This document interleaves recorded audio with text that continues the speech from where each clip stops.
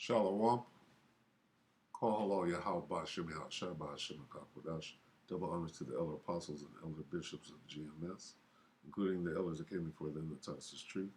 Shalom and salutations to all the brothers on pushing the word of truth and its sincerity, the hopeful elect tabernacle of David. I'm the brother Yahshua, back with the WW3 Daily update. Salutations unto you as well. It's going to be a quick update. We're going to start right here at Isaiah 66 and 16. For by fire and by his sword will the Lord plead with all flesh, and the slain of the Lord shall be many. All right? We're in the time, right, of the end of the world, if you will. And it's going to come through World War III. All right? Now, the Most High's sword, okay, is the nation of Edom. And he's a killing machine, okay? Perpetual war has been going on for hundreds of years now, all right? All right? The wicked is the Most High's sword, right? For by fire and by his sword will the Lord plead with all flesh. Okay? Which is thy sword. Let's get that real quick. Which is thy sword? Who is the Most High's sword? The wicked. Who is the wicked? Esau, Edom. Psalm 17 and 13. Arise, O Lord, disappoint him, cast him down, deliver my soul from the wicked. When you understand who the wicked is, all right, the wicked, which is thy sword. Who is the wicked? All right, well, let's get that real quick while we're at it.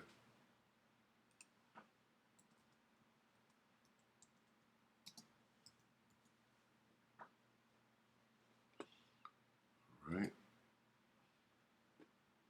Malachi 1 and 2, I loved you. Well, let's start at 1. And let's go to King James. The burden of the word of the Lord to Israel by Malachi. So when God's speaking, I have loved you, he's talking who? To Israel.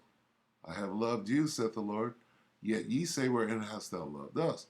And then God asks a rhetorical question. Was not Esau Jacob's brother, saith the Lord? Yet I loved Jacob, and I hated Esau. Woo! That's big. And laid his mountains and his heritage waste for the dragons of the wilderness. Now here's the point. Whereas Edom, Esau's name was changed to Edom, meaning the nation of Edom. That's why he says we.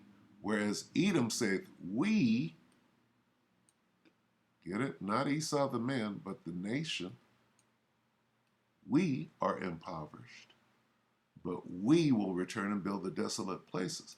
Thus saith the Lord of hosts, they shall build, but I will throw down. And they shall call them, they shall call who? The Edomites. The border of wickedness. The beginning and ending of wickedness. They shall call them the wicked. And the people against whom the Lord hath righteous anger, indignation, forever. All right? Oh, you didn't know that God hated people, and not only people, whole nations of people, the nation of Edom. Okay? And that's all I'll say on it. I'll finish this. Okay? But the nation of Edom in the Bible is known as the wicked. Okay, so when we go back here and we read, arise, O Lord, disappoint him, cast him down, deliver my soul from the wicked, the nation of Edom,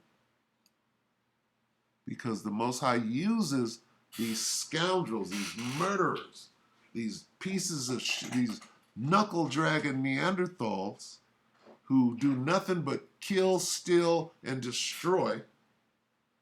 He uses them to do just that. Okay? So, now we'll go back even further to Isaiah 66 and 16. For by fire and by his sword, who is his sword? The nation of Edom. Okay? Vladimir Putin is an Edomite. Okay? Sleepy Joe Biden is an Edomite. What are they doing? The Ukrainians are Edomite. What are they doing? They're over there killing each other.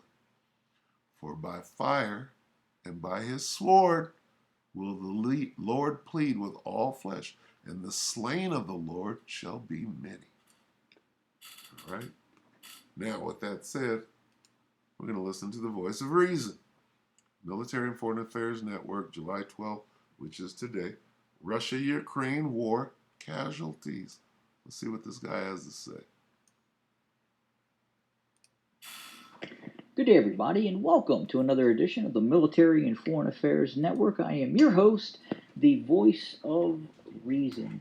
Today, we're going to continue our analysis of the Russian-Ukrainian war, and today we're going to look at casualties and the number of wounded and killed in action in terms of both sides in this horrific ongoing conflict. Now, if you look at reports of Russian casualties, you would think, especially here in the West, that Russia is losing the conflict, and we're probably just a few weeks away for the entire Russian military to collapse and the Ukrainian armed forces to then overrun the Crimea and the eastern separatist areas. Well, that is not going to happen, and I do not believe here, and we at MFAN do not believe that What the hell? We knew that the shaving industry. Salakia, bear with me. A commercial guy here. that the Russians have sustained those kinds of casualties. So, for instance, the Ukrainian government believes that Russia has suffered 37,000 killed and upwards to 98,000 to 117,000 wounded. So, And the slain of the Lord will be many. We're just getting started with the number of people that are about to perish. All right? that's probably the quickest way for Ukraine to lose credibility is to report those kinds of inflated numbers, because if the Russians have lost that many personnel, then it's highly probable the Ukrainians have lost also that many personnel. Obviously, in the earlier stages of the conflict, the Russians did lose more personnel than the Ukrainians, especially in some of the engagements that took place in the north. And then the Russians fairly quickly then started to adapt its strategy to the strategy of the way the Ukrainians were fighting its defensive war. And then you also have other reports and probably the most reasonable reports are actually coming from the Donetsk People's Republic, and that number is actually still kind of high considering the amount of forces that the Donetsk People's Republic fielded going into the conflict, and they report 2,343 killed, 9,663 wounded. That's a high number of losses for the Donetsk People's Republic. And then you add that to the following, and BBC News Russia and Meduza out of, I think it's Latvia, it's out of one of the Baltic states, obviously not pro-Russian, but they report based on documented reports coming out of Russia that indicate 4,515 Russians have been killed in the ongoing conflict. And I've seen other reports that indicate just about 900 members of the Russian VDV, the airborne forces, have been killed in action, and then about 800 to 860, I believe it was, of Russian motorized infantry have been killed in the ongoing conflict. So you take that 4,515 and you add that to the 2,343. So you're just under 7,000 Russians killed, and you're probably going to have to multiply that by 3 for wounded. And that's probably a more accurate assessment of Russian casualties. The U.S. estimate was 16,000 killed by the 15th of June, and Ukrainian losses. Again, things changed after the Russians transitioned from north of Kiev to its focus on the actual Donbass. And given the strategy now, obviously the Ukrainians are probably taking more casualties in the way the conflict is currently being fought.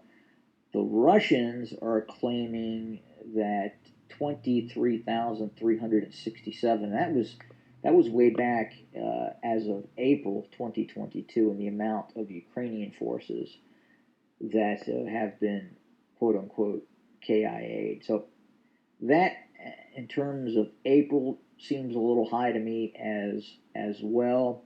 The U.S. estimate for Ukrainian forces as of April, so obviously things have changed quite a bit, was 5,500 to 11,000 KIA and upwards to 18,000 plus wounded. Now you have to understand, from April to now, that that number has probably increased rather dramatically. So You understand we're talking about people dying? Okay. And this is just the beginning. Okay?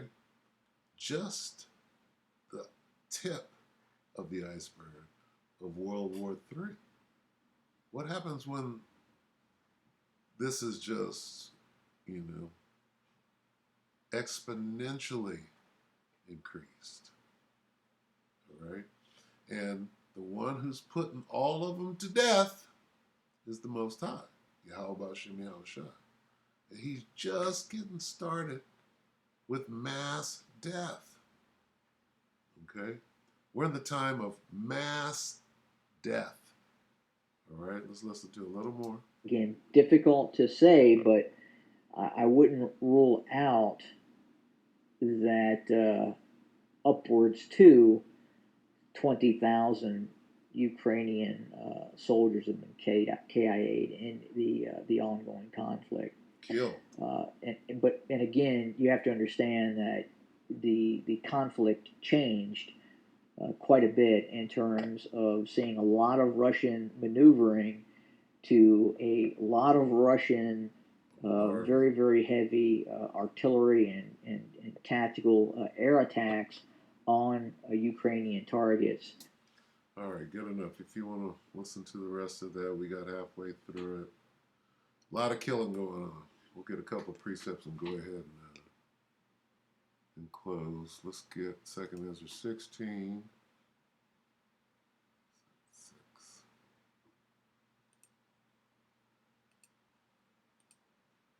Okay. 16 and 18. We're just at the beginning of this. The beginning of sorrows and great mournings the beginning of famine. We know about that famine being manufactured, all these food plants going up in smoke. The beginning of famine and great death. The beginning of wars, and the powers shall stand in fear. The beginning of evils. What shall I do when these evils shall come? Okay? All right? Great death. Mass death is coming upon the earth. Okay? All right? Behold, a pale horse death. Okay? All right, so that should be enough for today. We'll see you tomorrow. This is the World War III Daily Update. And we hope that the elect were edified. And with that, we're going to say shalom.